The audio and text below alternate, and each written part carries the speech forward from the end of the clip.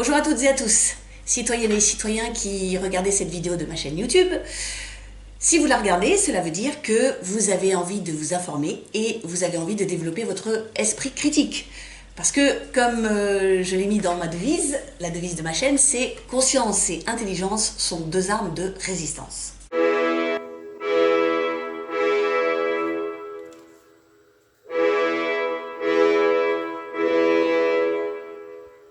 Dans les rues de Reims cet après-midi, et puis un autre groupe de gilets jaunes un petit peu plus pacifistes qui lui a été distancé suite aux violences, suite au jet de gaz lacrymogène et s'est retrouvé beaucoup plus loin. Donc actuellement la situation en centre-ville de Reims elle est assez confuse et c'est encore plus compliqué pour les forces de l'ordre d'intervenir puisque je vous le rappelle cette manifestation n'était pas déclarée, il n'y avait pas de parcours.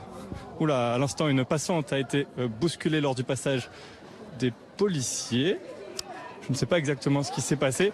En tout cas, beaucoup de confusion en centre-ville de Reims cet après-midi. Et pour l'instant, une manifestation qui est en stand-by.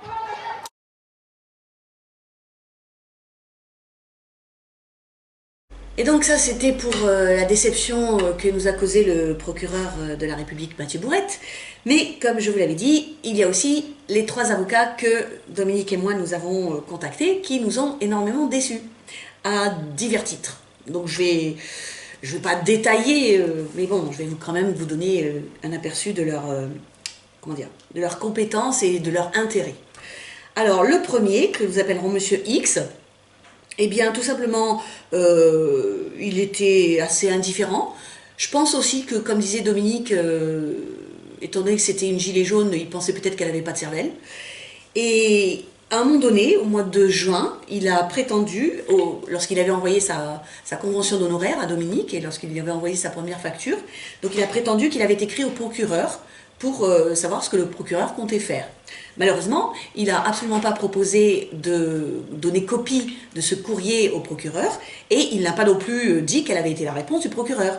Donc à ce moment-là, on lui a dit, écoutez, monsieur, on vous paiera lorsque vous nous donnerez la copie de votre prétendu courrier au procureur et lorsque vous nous donnerez la réponse du procureur.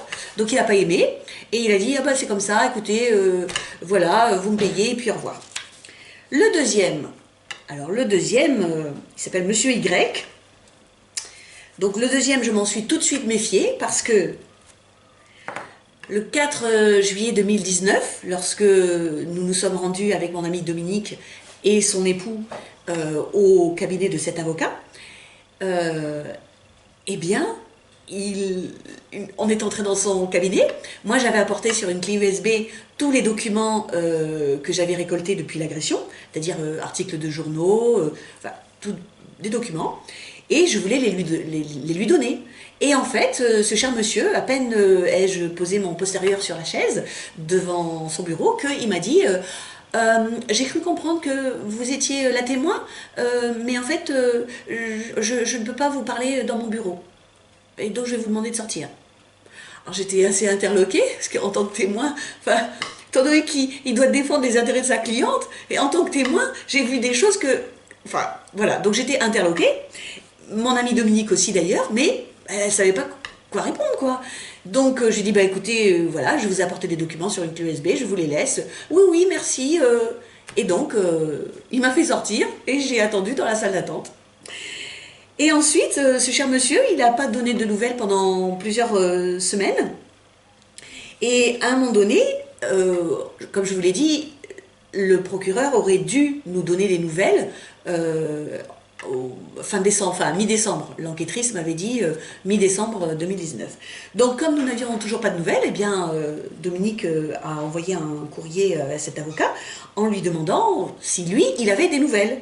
Et donc il a convoqué Dominique, comme je vous l'ai dit plus tôt dans la vidéo, le 13 janvier 2020 à son cabinet. Bien évidemment, il a refusé de me convoquer aussi. Et donc là, ce qui s'est passé, et que j'ai su le lendemain, parce que mon ami Dominique me l'a raconté, donc ce qui s'est passé, je voudrais que vous visualisiez la scène, parce que si jamais vous avez eu affaire à des bons avocats et des bonnes avocates, ça va vous paraître surréaliste. Donc, pendant 3/4 d'heure, il était à son bureau, Dominique et son époux étaient en face de lui, et pendant 3/4 d'heure, premièrement, il n'a pas regardé une seule fois dans les yeux sa cliente, Et deuxièmement, pendant 3/4 d'heure, il lui a lu in extenso, ça veut dire en latin, il a lu tout du long, il lui a lu les procès-verbaux des auditions des 10 flics qui avaient témoigné dans l'enquête IGPN. Il n'a fait que lui lire les procès-verbaux d'audition. Alors, je ne sais pas, Vanessa, toi qui as subi ça aussi, d'après toi, que penses-tu qu'a ressenti Dominique lorsque pendant 3/4 d'heure, on lui a lu les procès-verbaux d'audition des flics qui, évidemment, ont nié ce qu'elle avait dit dans sa plainte. Que crois-tu qu'elle a ressenti? Bah, moi, enfin... Il parlait d'eux, en fait, il parlait de sa témoin, enfin, de sa cliente. De sa cliente. Il s'intéressait à ce qui s'était passé, enfin, ce que les policiers racontaient. Voilà, à la version. À aucun moment, enfin, pendant tout ce temps-là, en fait, elle a subi. Voilà. Elle a subi. Voilà, tu as tout compris. Tu as tout compris. Les paroles de ces policiers. Tu as tout compris. Elle a de nouveau subi. Et en plus, elle a subi des mensonges, forcément. Voilà. Puisque, vous voyez, chers amis, vous voyez pourquoi Vanessa est mon amie, elle comprend. On n'en a pas parlé avant de cette vidéo. Non, c'est totalement, c'est du direct. Hein. Mais vous voyez qu'elle a totalement compris ce que Dominique a ressenti. Elle a subi une deuxième fois, on va dire même une troisième fois, puisqu'il y avait eu les mensonges aussi de la préfecture, dont je vais vous parler juste après. Donc elle a subi la version mensongère des 10 flics. Et comme l'a très bien compris Vanessa, l'avocat ne s'est pas une seule seconde intéressé à ce qu'elle pouvait ressentir. Ou plutôt, ça c'est mon opinion, je ne serais pas du tout étonnée que cette lecture pendant 3/4 d'heure était délibérée. Parce que ce qu'a ressenti Dominique, c'est qu'elle était écrasée. Elle était écrasée, elle était sonnée. Parce que pas une seule fois pendant cette lecture, l'avocat qui allait être payé par l'assureur de Dominique, pas une seule seconde, l'avocat ne s'est arrêté pour lui dire « Écoutez, madame, là vous voyez, les policiers, c'est contradictoire ce qu'ils ont dit. Ou là vous voyez, c'est incohérent ce qu'ils ont dit, donc on pourra le démolir. Ou là vous voyez, votre témoin, madame Chassard, ce qu'elle a dit et ce qu'elle pourra prouver, c'est que les policiers mentent. » Pas une seule fois. Donc c'est comme s'il lui avait déversé un torrent de ciment sur la tête, dans l'espoir qu'elle serait pétrifiée à la sortie du bureau. Et, vous l'aurez sûrement déjà compris, dans l'espoir que, en sortant du bureau, Dominique soit dans un tel état de stupéfaction, de pétrification, de détresse, d'impuissance, qu'elle se dise « Oh ben finalement, à quoi bon continuer, je ferais mieux de retirer ma plainte ». Et c'est ce qu'a fait cet avocat. C'est-à-dire que, implicitement, parce qu'évidemment, il est intelligent. Il ne peut pas, dire quelque chose dont on pourrait démontrer après que cette chose-là a été dite dans l'intérêt contraire de sa cliente. Donc il n'y a pas dit de but en blanc, écoutez madame, là franchement je pense que c'est pas la peine, hein, allez, abandonnez. Et puis, non, il n'a pas dit ça. Il a dit, premièrement, le procureur, il a pris sa décision et puis c'est quelqu'un qui ne change pas forcément d'avis, ne change pas facilement d'avis.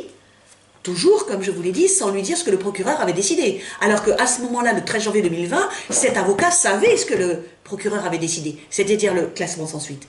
Et deuxièmement, il lui a dit, l'avocat, écoutez, peut-être que ça serait bien de déqualifier puis de mettre blessure involontaire. Donc ça veut dire que l'avocat qui était payé pour défendre les intérêts de sa cliente, victime de violences volontaires, ça veut dire qu'il lui a suggéré implicitement de déqualifier sa plainte. Au lieu de violences volontaires par personne dépositaire d'autorité publique, ça serait juste des blessures involontaires. Voilà, c'est ça que cet avocat lui a suggéré implicitement. Mais alors ça veut dire quoi? Ça veut dire... Je me mets dans la place de l'avocat, là. Oui. Il avait quoi? Il avait peur? Pourquoi Quel était son intérêt? Bah oui. Ah, mais tu vas le savoir tout de suite, quel était son intérêt. Tu vas le savoir tout de suite. Alors, je vous rappelle que je ne connais pas l'histoire de Dominique. Non. Et... Alors, l'intérêt... Donc, tout ce que je vous raconte là, évidemment, mon amie Dominique me l'a raconté le lendemain. Et dès qu'elle a commencé de me raconter comment cette entrevue s'était passée, j'ai été choquée et je lui ai montré pourquoi c'était choquant. D'accord? Donc, on a eu la réponse. On a eu la réponse à ta question, Vanessa. C'est-à-dire que l'avocat, non seulement a lu le PV des 10 auditions des flics, mais il lui a appris que il y avait eu 2 témoins qui avaient été entendus par l'enquêtrice IGPN et qui avaient disculpé le flic agresseur. C'est-à-dire, il y avait eu 2 témoins qui étaient apparus comme ça, d'un goût de baguette magique, et qui avaient dit à l'enquêtrice IGPN, « Ah mais non, ah mais moi j'ai pas vu, ah mais moi j'étais là, j'ai tout vu, ah mais moi j'ai pas vu le policier donner un coup de bouclier. Non, non, la dame elle doit se tromper, moi j'étais là, j'ai pas vu ça. Non, non, non. » 2 témoins qui sont des faux témoins. Mais, et là Vanessa ça répond à ta question, eh bien l'un de ces témoins est un commerçant de Reims, le propriétaire du magasin.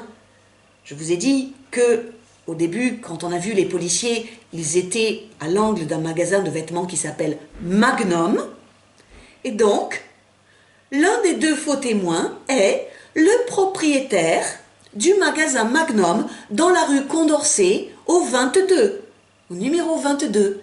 Et ce propriétaire du magasin Magnum à Reims s'appelle Gérard Robinet.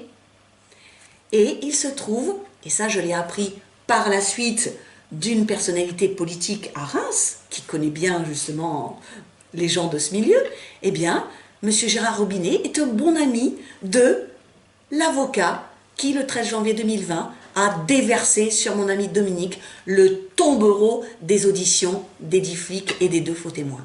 Voilà, c'est-à-dire que l'avocat était très embarrassé d'avoir découvert dans le rapport d'enquête que l'un des 2 faux témoins était un bon ami à lui, commerçant à Reims et notable de Reims. Je vous dirai à la fin quel est je vous ai dit quel était son nom, mais je vous dirai qu'il a une particularité, ce monsieur Gérard Robinet. Et donc voilà pourquoi le second avocat n'a pas une seule fois levé les yeux pendant 3/4 d'heure pour regarder mon ami Dominique dans les yeux. Voilà pourquoi. Parce qu'il était énormément embarrassé d'avoir appris dans le rapport d'enquête qu'un bon ami à lui avait fait un faux témoignage pour couvrir le policier agresseur. Et donc, ce second avocat, lorsque je me suis aperçue donc de l'attitude qu'il avait vis-à-vis de mon ami, j'ai expliqué à mon ami qu'il n'allait absolument pas la défendre. Et mon ami Dominique a mis plusieurs jours, mais vraiment plusieurs jours, pour accepter cette idée, parce que pour elle, c'était une déception énorme. Elle avait mis vraiment beaucoup de confiance en lui. Mais au bout d'un moment, eh bien, elle a compris, elle aussi, qu'elle ne pouvait plus avoir confiance en lui. Et donc, elle lui a dit qu'elle ne pouvait plus lui confier ses intérêts. Alors, ce second avocat a été tellement vexé d'être remercié qu'il a contacté un journaliste de l'Union et que donc, il lui a donné des informations qui sont parues dans l'article du 20 février 2020. C'est-à-dire que les informations qui sont parues dans cet article ne peuvent provenir que de 2 sources, le procureur ou l'avocat.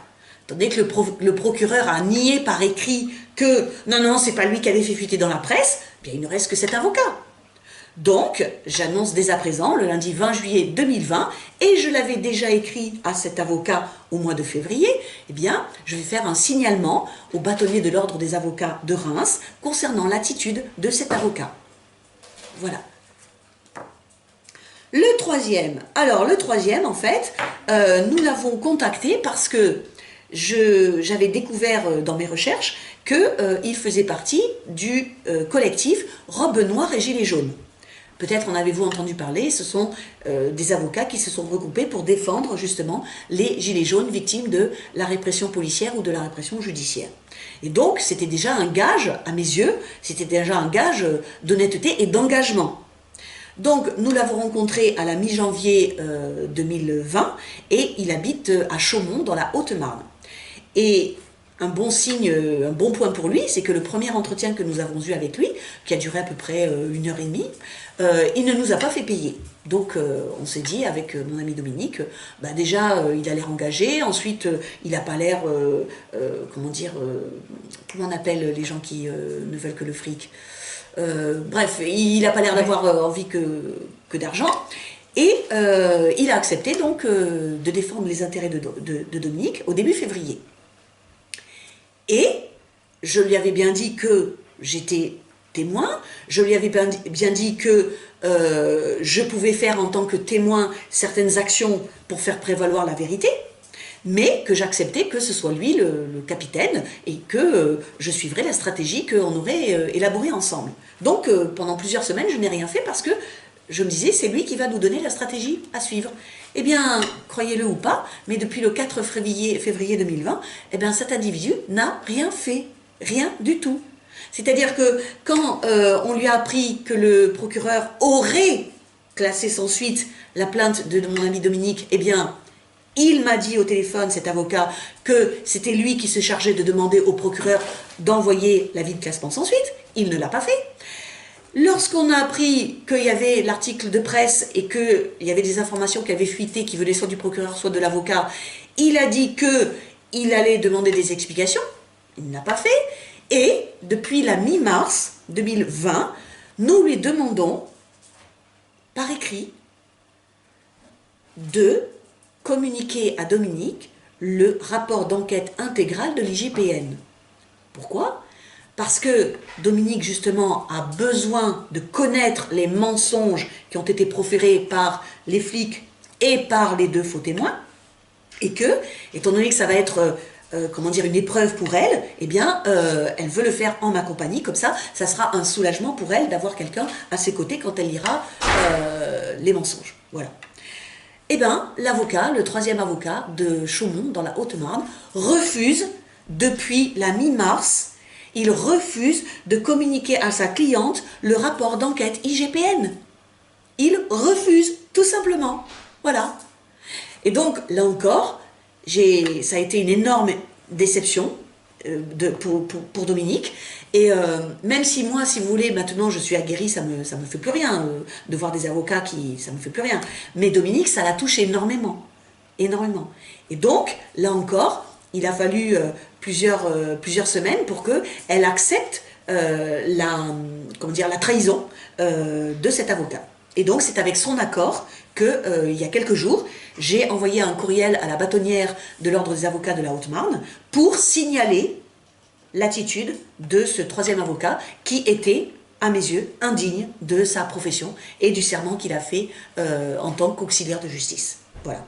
Et donc, la bâtonnière nous a envoyé un accusé de réception et nous attendons sa décision.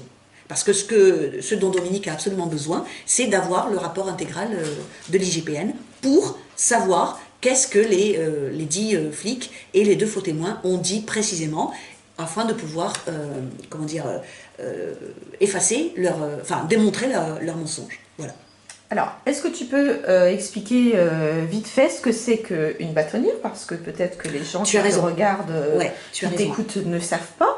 Et que n'importe quel citoyen a le droit de demander à un bâtonnier, une bâtonnière, à des tribunaux, a le droit de demander des comptes. Tu as parfaitement raison. Tu as parfaitement raison. Et si j'avais le texte là sous les yeux, je le montrerai face à la caméra. Alors, ce que Vanessa vient de dire est hyper important. C'est l'article 15 de la Déclaration des droits de 1789. Article 15 de la Déclaration des droits de 1789. Tout citoyen et toute citoyenne a le droit de demander des comptes aux agents publics. C'est-à-dire que quand vous avez des fonctionnaires d'une administration publique ou quand vous avez des responsables, par exemple de la justice, ici, dans ce cas, eh bien, en tant que citoyenne et citoyen, vous avez le droit de leur demander des comptes sur la façon dont ces gens assument leurs fonctions. Vous avez le droit. Et donc, pour répondre à la question plus précise sur les bâtonniers, les avocats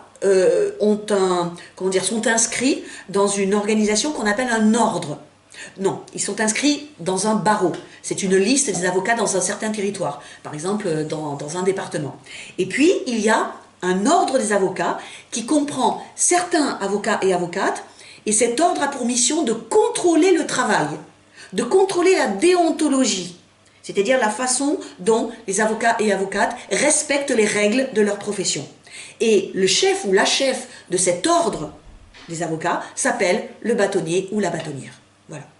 Est-ce que ça répond à ta question, Vanessa? Très bien. Mais elle l'a dit, vous voyez, je n'y ai pas soufflé. En tant que citoyenne et citoyen, vous avez le droit de demander des comptes aux personnes qui ont des fonctions publiques. Voilà. Et là, vous avez un petit chat qui s'appelle Roméo, qui vient sur la table. Tiens, bonjour. Voilà, c'est du direct. Pour qu'on se préoccupe de lui. Ok, je passe à l'avant-dernier point. Le traitement de la presse.